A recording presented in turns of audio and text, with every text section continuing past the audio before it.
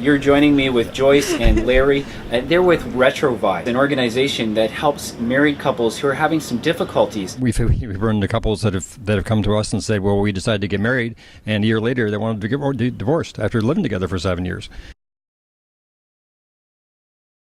The main reason why couples come to us in Retrouvaille is because they can't communicate with each other. They can't talk about their financial problems. They can't talk about how to raise their children.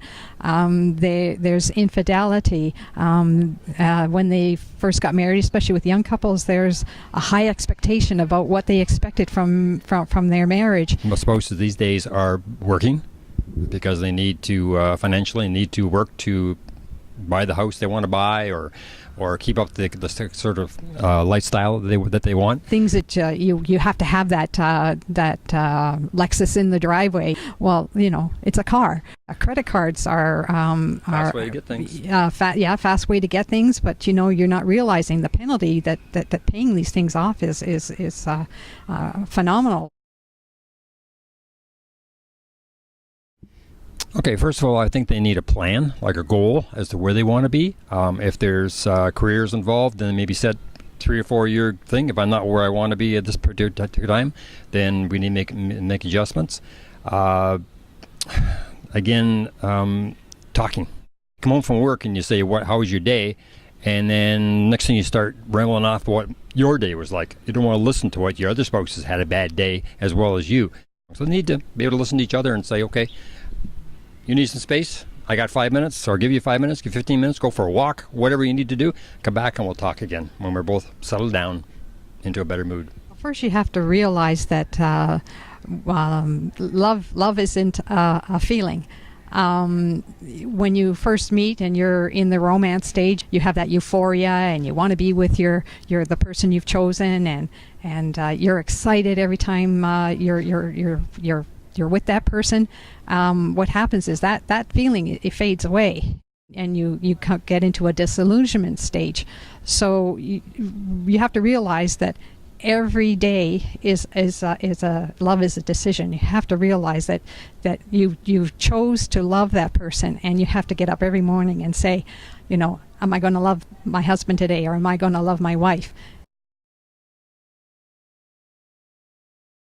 Between the two of you, you can either kid around about these kind of things, or you can be serious about it and sit down and talk that, okay, this is where you came, this is where I came from. We need to set our own standards as to what we want to do in our marriage. And yes, you get interference from the in-laws on both sides, but you have to lead your life. We were in the misery stage for quite a while, and we just didn't know how to fix it. And we went to counseling. It didn't help, and we just struggled along. And if I didn't know what to do, I didn't know how to fix it. Larry and I were not on the same page. We weren't talking. We talked to our girls. We have 2 daughters, and I told them that this was not Joyce's fault. Don't blame her. I'm going to work on this and get this thing fixed, this kind of stuff. But I finally realized after a while that I could not do this alone. Then I went to Mass one time in 2006, in March of 2006, and there was a couple there who did a pulpit presentation on Retrouvaille. So when I brought home the pamphlet, he called them, and there was some struggle there as well with the time. So when Larry said to me, the next one is in October, what do you want to do? I just said, I want a divorce. And he said to the fellow on the phone, to Steve actually, he said, we're coming. When we had our daughter, Larissa, after 7 years, it was probably the best day of my life next to marrying this young lady here. It was just special because of the time and the struggles that we went through to get to that point.